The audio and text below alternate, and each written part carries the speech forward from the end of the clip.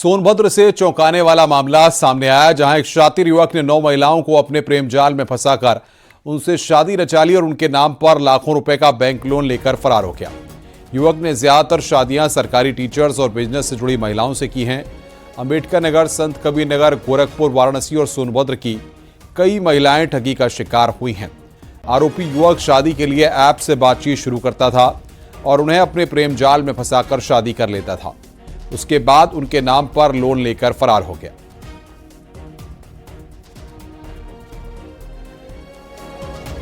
ऐसा पेश आता है आदमी की किसी को पता नहीं चल पाए कि इसकी जिंदगी में कोई है, और सबसे कहता है मेरे पास बच्चे नहीं है, मेरा कोई नहीं है, मेरे आगे पीछे कोई नहीं है। और पैसे जब लोन निकलवा लेता है, कहता मेरी बीवी हो, मेरे परिवार हो, और उसको मकान लेने के लिए पैसे निकलवाता, लोन निकलवाता है। उसके बाद जा करके निकलवा कर जैसे पैसा खत्म हुआ वैसे भाग जाते हैं। राजन सिंह गहलोत मेरे पति हैं, उनसे एक बेटा भी है। उन्होंने मुझसे 15 जून 2014 मुझसे शादी किया है। बारात लेकर गए थे मेरे घर, और इस तरह से उन्होंने कई पत्नियों को रखा है।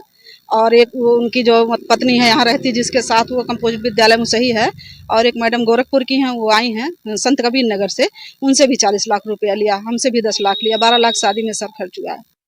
पूछताछ के दौरान यह भी ज्ञात हुआ कि वर्तमान में राजन सिंह किसी नीलिमा सिंह नामक महिला के साथ रह रहा है।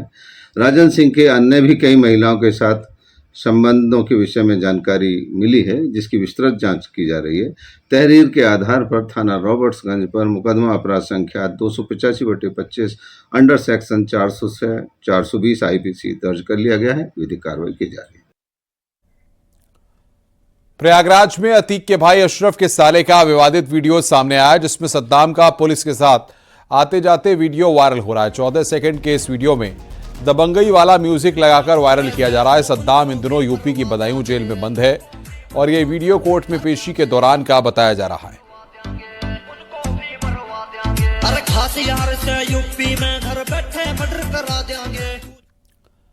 खबर हापुड़ से है, जहां पर एक युवती का तमंचे और कारतूस के साथ वीडियो सामने आया। वीडियो में युवती हाथ में तमंचा और एक कारतूस लिए दिख रही है। इतना ही नहीं, वो पास में मौजूद नाबालिग बच्चे को भी तमंचा देती हुई दिखाई दे रही है। वीडियो में नाबालिग भी तमंचे के साथ खेलता हुआ नजर आ रहा है। वायरल वीडियो धौलाना थाना क्षेत्र के देहरा गांव का बताया जा रहा है।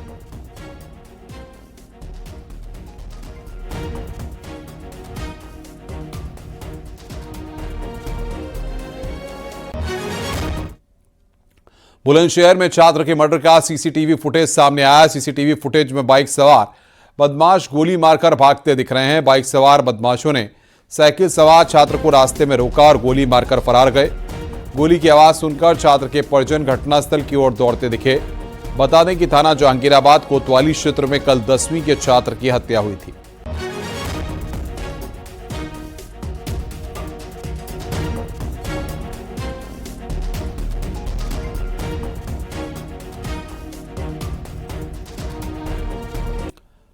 चंदौली में पशुओं से भरी एक टेम्पू ट्रैवलर हादसे का शिकार हो गई, जिस पर 1 दर्जन से ज्यादा पशुओं को तस्करी के लिए ले जाया जा रहा था। पुलिस गौ तस्करों का पीछा कर रही थी। इस दौरान एक गौ तस्कर पुल से कूद गया, जिससे मौके पर ही उसकी मौत हो गई, जबकि दूसरा गौ तस्कर मौके से फरार हो गया। फिलहाल पुलिस ने गाड़ी को कब्जे में ले लिया है। मामला यूपी बिहार बॉर्डर के कर्मनाशा नदी के पास का बताया जा रहा है।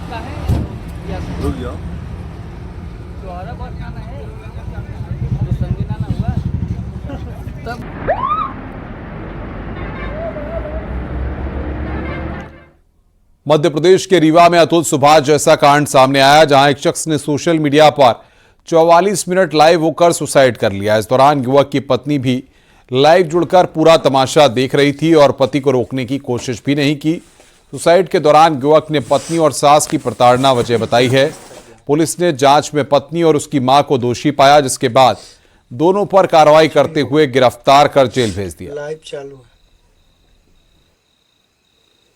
दोस्तों, आज मैं लाइव आया हूँ। अपनी ज़िंदगी की आखिरी सांसें भी लूँगा, आज ही फांसी भी लगाऊंगा खुल के। पर मेरा घर बर्बाद करने का कारण मेरी सास है, उसकी बेटियाँ हैं, है ना। मेरा घर बर्बाद करने का कारण वही है ना। मैं मर भी जाऊँ तो आप लोग छोड़ना नहीं। आप लोग भाई लोग हो, कुछ भी हो, ज़्यादा तो मैं कुछ हूँ नहीं, पर जो भी है तो ठीक है। आज मैं जितना सामान है उसका पूरा तबाह करूँगा, पूरा, और अपनी मतलब मौत का फंदा भी बनाऊंगा। आज फांसी में भी लटकूंगा भाइयों, सबको बता रहा हूँ। आज फांसी में भी लटकूंगा और अपने मौत का फंदा भी बनाऊंगा।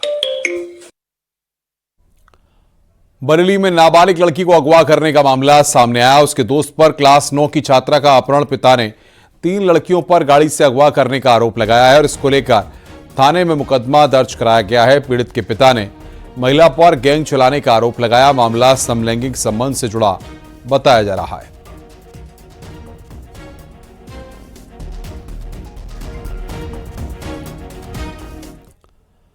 गाजियाबाद के कविनगर थाना क्षेत्र में बुजुर्ग की हत्या मामले में पुलिस ने बहू को गिरफ्तार किया है। कल देर रात गोविंदपुरा इलाके में बुजुर्ग की पीट कर हत्या कर दी गई थी। पुलिस पूछताछ में बहू ने अपने ससुर की हत्या की बात कबूल कर ली है। आरोपी बहू ने बताया कि उसके पति की मौत 4 साल पहले हो गई थी। इसके बाद वो अपने मायके में रह रही थी। 1 साल पहले वो कोर्ट के आदेश पर अपने पति के घर में वापस आई थी। तभी से उसके ससुर उसके ऊपर गंदी नजर रखते थे। इतना ही नहीं, ससुर घर में अलग अलग महिलाओं को भी लाता था। कल देर रात भी बुजुर्ग ने आरोपी बहू को कहा कि वो पूरी संपत्ति उन महिलाओं के नाम कर देगा। इसके बाद गुस्से में अपने ससुर पर बेड से ताबड़तोड़ वार कर जान ले ली।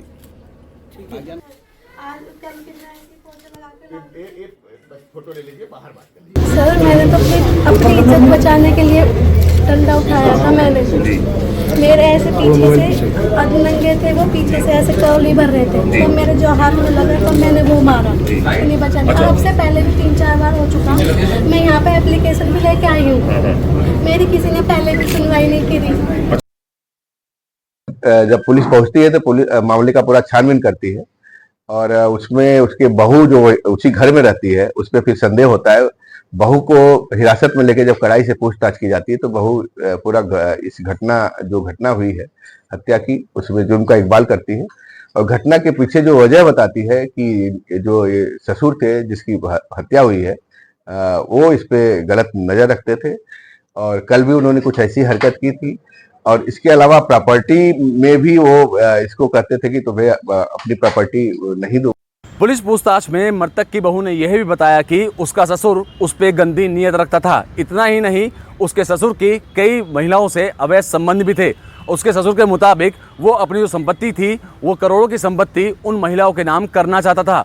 इसी बात से आजिज आने के बाद बहू ने इस कुकृत्य को अंजाम दिया और कल देर रात बेड से पीट कर उसकी निर्मम हत्या कर दी। इतना ही नहीं, अपने कुकर्म को छुपाने के लिए उसने उसके कपड़े भी उतार दिए ताकि ऐसा लगे कि कोई बाहरी महिला यहाँ पर आई थी। और उसके शाहजहांपुर में दिल झकझोर देने वाली खबर सामने आई है। यहां महज 200 रुपए के लिए बेटे ने अपने पिता की हत्या कर दी।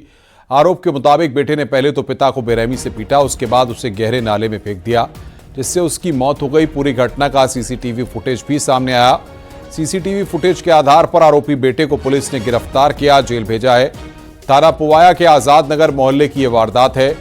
आरोपी आनंद शराब पीने का आदी बताया जा रहा है और उसने अपने पिता की जेब से 200 रुपए निकालकर शराब पी ली थी। इसी बात को लेकर पिता बेटे में झगड़ा हो गया।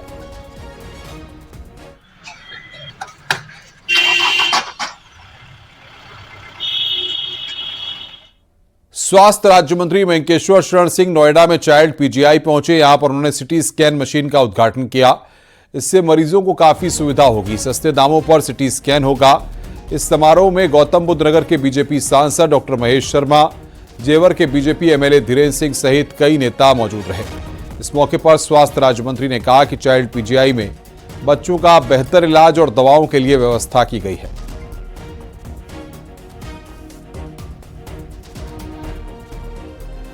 सीटी स्कैन के लगने से जो बच्चे हैं उनको एक उनकी इमेज भी अच्छी आएगी, उससे उनको जो भी दवा वगैरह जो देना होगा उससे सहूलियत मिलेगी और निश्चित तौर पे संस्थान को और आगे बढ़ाने में हम लोग हर तरह की मदद करेंगे। चार्जेस तो इसमें 10 रुपये शायद है इसका वो, और जो एजीपीजीआई के रेट से वही लागू है।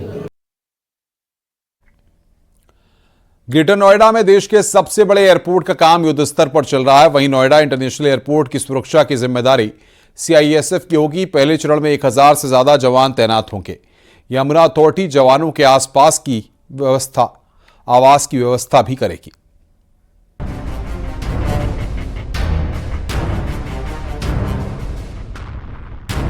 देश के सबसे बड़े नोएडा इंटरनेशनल एयरपोर्ट का काम 80% तक पूरा हो चुका है। काफी कम समय बाद बहुत जल्द ही यहां से हवाई सेवा की भी शुरुआत हो जाएगी। इंजीनियर और श्रमिक दिन रात काम करने में लगे हुए हैं। एयरपोर्ट के विशालकाय रनवे पर आपको जल्द ही विमान टेक ऑफ और लैंड करते हुए दिखाई देंगे। नोएडा इंटरनेशनल एयरपोर्ट की सुरक्षा की जिम्मेदारी सीआईएसएफ की होगी। पहले चरण में 1000 से ज्यादा जवान तैनात होंगे। यमुना अथॉरिटी जवानों के आवास की व्यवस्था करेगी। तो बता दें, सेक्टर 22A में 13.64 एकड़ जमीन का आवंटन किया जाएगा, जो कि निःशुल्क होगा। सीआईएसएफ के अधिकारियों की तरफ से यह प्रस्ताव रखा गया है और अब इस प्रस्ताव को यमुना प्राधिकरण बोर्ड बैठक में ले जाएगा, जो कि 28 मार्च को होगी। अधिकारियों की तरफ से मिली जानकारी के मुताबिक 1047 सीआईएसएफ के जवान पहले फेज में तैनात होंगे और इसमें commandant, assistant commandant, deputy commandant, inspector, sub inspector और तमाम अधिकारी कर्मचारी इसमें सुरक्षा की जिम्मेदारी निभाएंगे। एयरपोर्ट का टर्मिनल 1,37,000 स्क्वायर मीटर से ज्यादा क्षेत्र में बनकर तैयार है। 15 मई से डोमेस्टिक उड़ान 15 मई से शुरू होने की उम्मीद है, तो वहीं अंतर्राष्ट्रीय उड़ान 25 जून से शुरू हो सकती है। एयरपोर्ट का एटीसी यानी एयर ट्रैफिक कंट्रोल सिस्टम बनकर तैयार है। तैयारियां युद्ध स्तर पर चल रही है। 8000 से ज्यादा श्रमिक 24 घंटे काम कर रहे हैं। ग्रेटर नोएडा से हिमांशु शुक्ला की रिपोर्ट। विकास कार्य तेजी से चल रहा है, जहां की दूसरी तरफ अब आवासीय सेक्टर भी बसाए जाएंगे और सीआईएसएफ के जवान सुरक्षित माहौल में रह सके, इसकी जिम्मेदारी के लिए जमीन का आवंटन भी किया जाएगा। कैमरामैन विपिन के साथ हिमांशु शुक्ला, न्यूज़ 18 नोएडा। ब्रज में वसंत पंचमी से शुरू हुए होली महोत्सव का आज आखिरी दिन है। भगवान रंगनाथ श्रद्धालुओं के साथ होली खेल रहे हैं। भगवान को रंग लगाने के लिए होली शुरू हुई है। खुशी से भक्त ढोल नगाड़ों की थाप पर झूम रहे हैं। इस दौरान मंदिर के पुजारी रथ से भगवान का प्रसादी रंग गुलाल और फूल भक्तों पर बरसा रहे हैं। भगवान रंगनाथ की सवारी वृंदावन मंदिर के बारद्वारी मंडप के पास हुई। यहाँ पर भगवान को चांदी की पिचकारी से रंग लगाया गया। फिर भगवान की सवारी बारद्वारी मंडप से निकलकर मंदिर परिसर में भ्रमण करते हुए बाहर निकली। मंदिर परिसर में भ्रमण के दौरान करीब 2 कुंटल फूलों से भगवान ने होली खेली। पूरा मंदिर परिसर फूलों की होली से रंगा नजर आया। बता दें कि ब्रज में होली महोत्सव 40 दिनों तक चलता है।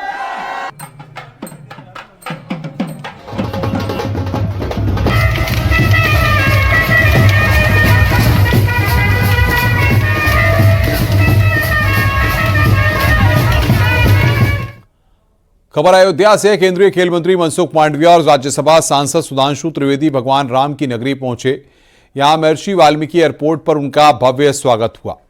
अयोध्या पहुंचे खेल मंत्री ने मीडिया से दूरी बनाई, तो वहीं राज्यसभा सांसद सुधांशु त्रिवेदी ने कहा कि हमारी ये यात्रा पूरी तरह से धार्मिक है। उन्होंने कहा कि अयोध्या आना खुशी की बात है और अयोध्या भारत ही नहीं, संपूर्ण विश्व के लिए प्रेरणा का स्रोत है। ठीक है, चलो। अयोध्या में आना सदैव अपने आप में एक अप्रतिम आनंद का प्रतीक है और श्रेष्ठतम मानवीय मूल्यों की प्रतीक यह धरती, जो मर्यादा पुरुषोत्तम श्री राम के आविर्भाव की धरती है, मुझे लगता है भारत ही नहीं, संपूर्ण विश्व के लिए एक प्रेरणा का स्रोत है। मुख्यमंत्री ने कहा कि सत्ता भी अगर गंवानी चले राम मंदिर के लिए, तो हम उसके लिए सत्ता भी गंवा सकते हैं राम के लिए, क्या कहना है? क्या कहेंगे सर? धार्मिक विषय है, हम लोग आए यहाँ धर्म से अभिभूत होकर धर्म के विषय की बात करेंगे, राजनीति के विषय की नहीं। हरदोई एसपी नीरज जादौन का मानवीय चेहरा देखने को मिला। हरदोई सीतापुर मार्ग पर एक ट्रक की पेड़ से टक्कर होने से सड़क हादसा हो गया। पेड़ टूटकर सड़क पर गिर गया और हादसे में ट्रक चालक घायल हो गया। हरदोई एसपी नीरज जादौन ने अपना काफिला रुकवाकर घायल ट्रक चालक को अस्पताल में भर्ती कराया और सड़क पर लगे जाम को खुलवाया। तो हरदोई सीतापुर मार्ग की यह घटना है जो इस वक्त हम आपको दिखा रहे हैं। गाड़ी रुकवाकर सड़क पर उतरे एसपी हरदोई।